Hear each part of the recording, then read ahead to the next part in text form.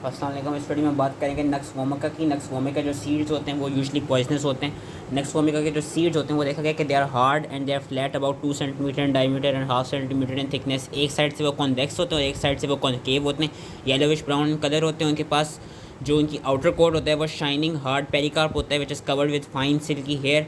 और उनका जो टेस्ट होता है सीड्स का इट इज़ इंटेंसली बिटर। और इनके अंदर जो एक्टिव प्रिंसिपल होता है नक्स वोमिका का, जो बेसिकली एक्टिव प्रिंसिपल है इन सीड्स के अंदर, दैट इज स्ट्रिक्नीन मोस्ट इंपॉर्टेंट। उसके अलावा ब्रूसीन और लोगानिन भी होता है। स्ट्रिक्नीन मोस्ट इंपॉर्टेंट एक्टिव प्रिंसिपल है। स्ट्रिक्नीन कराता क्या? स्ट्रिक्नीन बेसिकली जो सेंट्रल नर्वस सिस्टम में क्या कहते हैं, जो एंटीरियर हॉर्न सेल्स होते हैं स्पाइनल कॉर्ड के, जो जिधर मोटर न्यूरॉन्स प्रेजेंट होते हैं, उनकी सबसे ज़्यादा स्टिमुलेशन कराता है, जिसकी वजह से जो इनहिबिटरी मैकेनिज्म्स होते हैं वो भी लॉस हो जाते हैं, वो भी इसके स्टिमुलेशन को नहीं रोक पाते। इतनी स्ट्रॉन्ग स्टिमुलेशन होती है, it causes greatly increase reflex excitability. इतना ज़्यादा मसल स्पाज्म होता है कि इवन अगर थोड़ा सा भी स्टिमुलस आएगा, फॉर एग्जांपल थोड़ी सी नॉइस आ गई, लाइट आ गई या एयर ब्रीज आ गई, उसकी वजह से भी हमको वायलेंट रिफ्लेक्स और जनरलाइज मसल स्पाज्म मिलता है। साइन और सिम्टम्स क्या होते हैं कि अगर तो हम अनब्रोकन सीड्स इंजेस्ट करेंगे जिसमें हार्ड पेरी कैप लगा हुआ, आउटर कोट लगा हुआ, तो पॉइजनस नहीं होगा, क्योंकि जो हमारा स्टमक के जूसेस हैं वो इसको डिजॉल्व और डाइजेस्ट नहीं कर सकते। वेरस अगर हम ब्रोकन सीड्स खाएं जिसमें उसका आउटर हार्ड पेरी कैप ना हो, तो जो क्या कहते हैं, सबसे पहले उनका जो टेस्ट होगा it would be intensely bitter. और फिर within 15 minutes to an hour हमें को साइन एंड सिम्टम्स मिलेंगे कि बंदा एंशियस होगा, रेस्टलेस होगा, मसल्स की स्टिफनेस शुरू हो जाएगी, कन्वर्जन्स होंगे जो कि पहले क्लोनिक होंगे फिर टॉनिक होंगे। जो दोनों आपके फ्लेक्सर और एक्सटेंसर मसल्स होते हैं वो इतने स्टिफ और इतने रिजिड हो जाएंगे कि बॉडी बिल्कुल बैकवर्ड की तरह आर्च हो जाएगी। और जो सर का जो बैक होगा, हेड ऑफ द बैक, जो बैक ऑफ द हेड होगी और जो हील्स होंगी वो ग्राउंड को टच कर रही होंगी। और ये जो पोजीशन होती है कि जिसमें पूरी बंदे की बॉडी आर्च्ड हुई है, सिर्फ उसका बैक ऑफ द हेड और हील्स टच कर रही हो ग्राउंड को, दैट इज़ नोन एज ओपिस्टोटोनस। अगर तो ऐसी कंडीशन हो कि बॉडी जो फॉरवर्ड की तरफ कर्व हुई हो तो that condition is known as emprosthotonos. और अगर बॉडी साइडवेज की तरफ कर्व हुई हो तो that condition is known as pleurothotonos. ये कंडीशन हमने याद रखनी होगी। चेस्ट भी मोर और लेस फिक्स्ड होता है जिसकी वजह से ब्रीदिंग डिफिकल्ट हो सकती है। ब्लड स्ट्रेन फ्रॉथ नज़र आ सकता है माउथ के लेवल पे। और जो फेशियल मसल्स हैं वो इतने ऐसे कॉन्ट्रैक्ट करने के जो ग्रेन होती है वो बिल्कुल फिक्स्ड ग्रेन हो जाती है, जिसको हम नाम देते हैं राइसस सार्डोनिकस।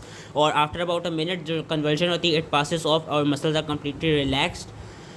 वही जो मैंने बताया कि अगर थोड़ा सा भी स्टिमुलस आएगा लाइक साउंड या movement, it will elicit a spasm, जिसकी वजह से कभी कभी डेथ हो सकती है ड्यूरिंग अ स्पाज्म या due to asphyxia from spasm of respiratory muscles.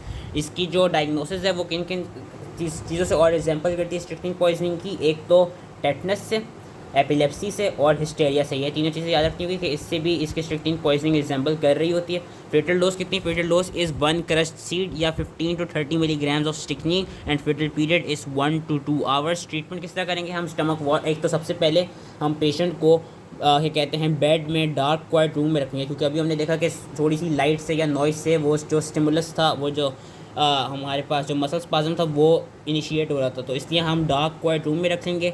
हम क्लोरोफॉर्म से एनेस्थीसिया दे सकते हैं और इसमें जो हम वो यूज़ करते हैं एंटीडोट यूज़ करते हैं, that is your barbiturates. Barbiturates में हम फिनोबार्बिटोल इंट्रावीनसली देते हैं एज अ एंटीडोट्स।